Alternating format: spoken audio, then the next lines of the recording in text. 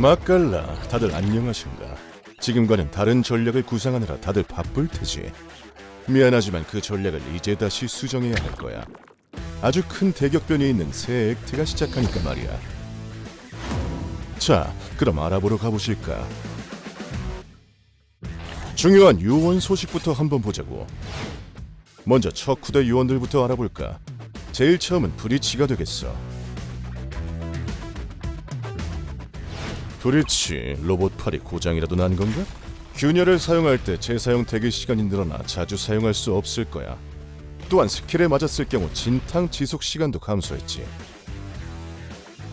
섬광 폭발은 버프를 받았군. 직격으로 맞았을 때 섬광 지속 시간이 늘어났어. 판도를 뒤바꾸던 궁극기가 너프를 먹었군. 스킬의 범위가 줄어들게 되었고 진탕 지속 시간 또한 감소하다니 상당히 골치 아파졌군. 그래도 궁극기 포인트는 9에서 8로 줄어서 그나마 다행이야. 다음은 페이드.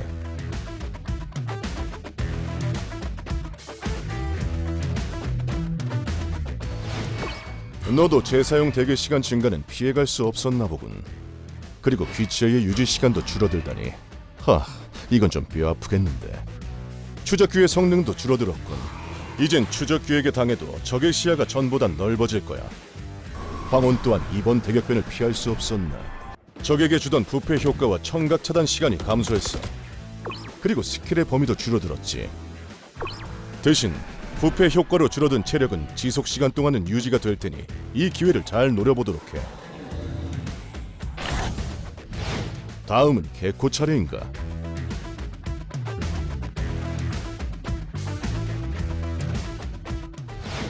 개코 친구들의 회수 재사용 대기 시간이 늘어났군. 전처럼 자주 보긴 어렵겠어. 지원봇의 체력도 감소되었지. 그리고 진탕 유지 시간도 줄어들었어. 게다가 요동봇 또한 체력이 좀 줄어들었다는데. 개코, 너 괜찮은 거 맞지? 케이오, 새로운 프로그램이 뭔가 이상한가?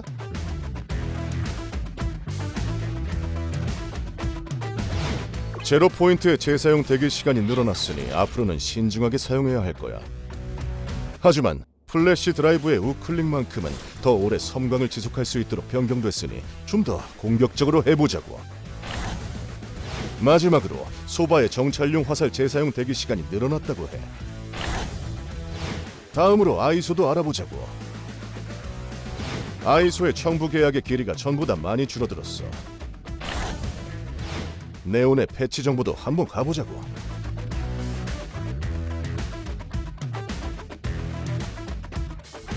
네온의 고속 기어 또한 완전 충전 시간이 대폭 늘어났군. 대신 달리기 지속 시간이 늘어났으니 선택만 잘한다면 유용할 수도 있겠어. 그리고 릴레이 볼트의 진탕 지속 시간도 줄어들었으니 참고할 수 있도록. 그 다음은 레이나로군.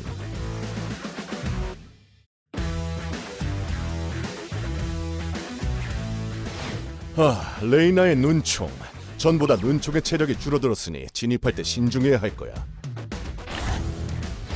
그리고 웨일레이 소식도 있지.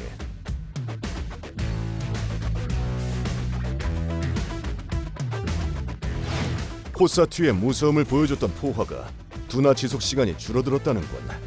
앞으로 신중하게 사용해야 할 거야. 초점 교차에도 큰 변화가 생겼어.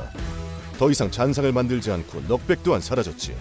대신 사용 후 약간의 후딜레이가 생길 거야.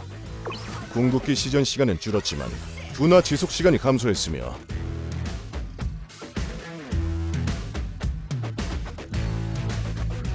너비가 대폭 감소했군. 요루도 패치 소식이 있다는데?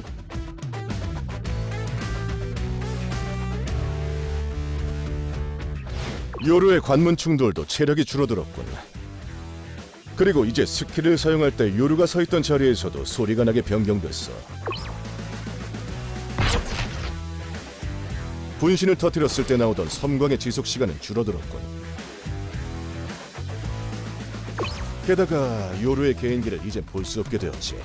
차원 표류를 사용하는 도중에 기만과 기습을 사용할 수 없게 변경됐지만 대신 관문 충돌과 기존에 설치해둔 기만이 사용 가능한 점은 작은 위안이 될 거야. 레이즈에게도 작은 변화가 생겼어. 레이즈가 폭발 팩을 사용한 뒤 공중에 뜬 상태에서도 둔화 효과가 적용되게 바뀌었지. 아, 나를 상대할 때는 걱정하지 마, 레이즈. 내 요격기가 다 파괴할 거니까. 그 다음은 전략가 요원들의 차례군. 아스트라부터 보자고. 아스트라의 중력의 샘 성능이 많이 바뀌었군.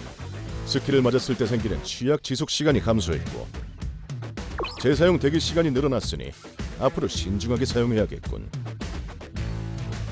신성 파동 또한 진탕 지속 시간이 감소했고, 다른 스킬과 마찬가지로 재사용 대기 시간이 증가했어.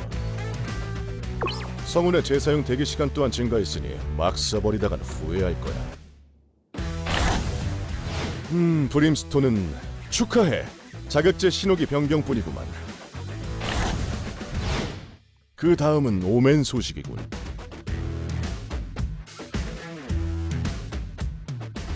오멘의 어둠의 장막의 재충전 시간이 증가했다고? 오멘, 너무 기죽지 마. 괜찮아.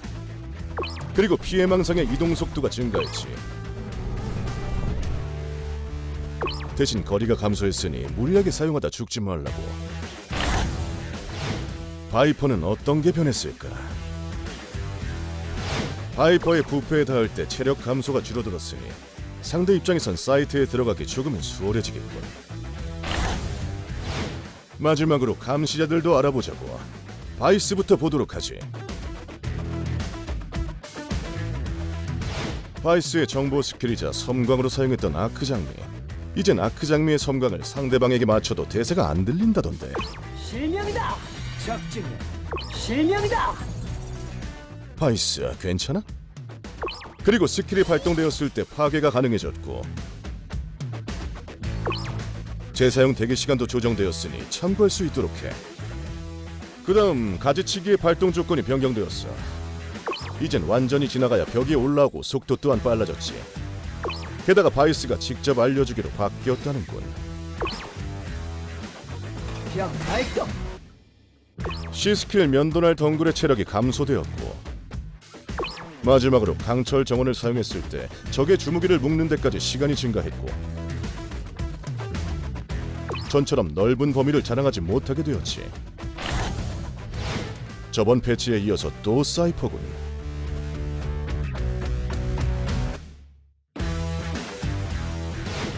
사이퍼의 자랑이었던 스파이캠에도 변화가 있을 거야.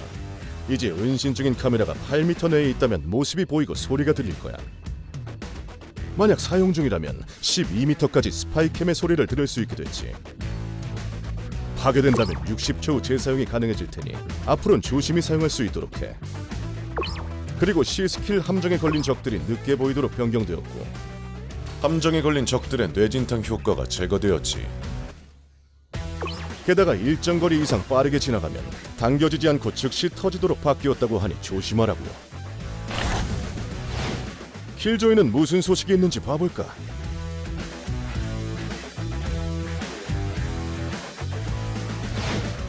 천재 엔지니어의 작품인 포탑도 재사용 대기시간 증가를 피할 수 없게 됐어. 발동 준비 시간도 대폭 증가하게 되었고 말이지. 대신 포탑의 탄환당 태깅 효과가 늘어났으며, 범위 안으로 다시 들어갈 시 새로운 발동 효과가 추가되었다 하니 잘 눈여겨보도록. 이제 알람봇도 클래식 한자르는 간단히 파괴할 수 있게 체력이 낮아졌으며, 발동 준비 시간이 증가했고 포탑처럼 새로운 발동 효과가 생긴다고 하는군. 데드록은 어떻게 변경됐는지 보자고. 중력 그물도 이제 전처럼 운용할 수는 없을 거야. 시간이 늘어났거든. 음향 센서의 진탕 지속 시간 또한 줄어들었으니 유의할 수 있도록. 마지막으로 세이지. 세이지의 장벽 구슬 강화가 전보단 더 빠르게 견고해지도록 바뀌었다고 하는군. 적들도 파괴하는데 애를 먹겠어. 물론 나에게는 안 되겠지만 말이지. 다음은 맵 관련 정보야. 대격변 액트가 시작되면서 기존의 어센트와 로터스가 빠지고 펄과 스플릿이 그 자리를 대체하게 됐지. 그리고 펄비 사이트에 변화가 생겼지. 화면처럼 오브젝트가 추가되었고 진입로에도 새로운 언패물이 추가되었으니 잘 이용할 수 있도록 해. 추가로 이젠 더 이상 메인 스파이크 설치는 힘들어지겠군. 어비스 맵에도 큰 변화가 생겼어. 비메인의 로프존이 좀 더 앞으로 확장되었고 사이트 내의 해븐과 언더 해븐에도 구조 변화가 이루어졌지. 전체적으로 B사이트 내부가 많이 변하게 되었으니 새로운 구조에 맞춰서 공격 수비 전략을 세울 수 있도록 준비하는 게 좋겠어. 추가로 B메인과 연결된 미드 통로 위치에도 변화가 생겼으니 이 부분도 잊지 말고 잘 기억할 수 있도록. 마지막으로 무기 업데이트 소식만 남았군. 소총 종류의 수치들이 전반적으로 변화가 생겼어.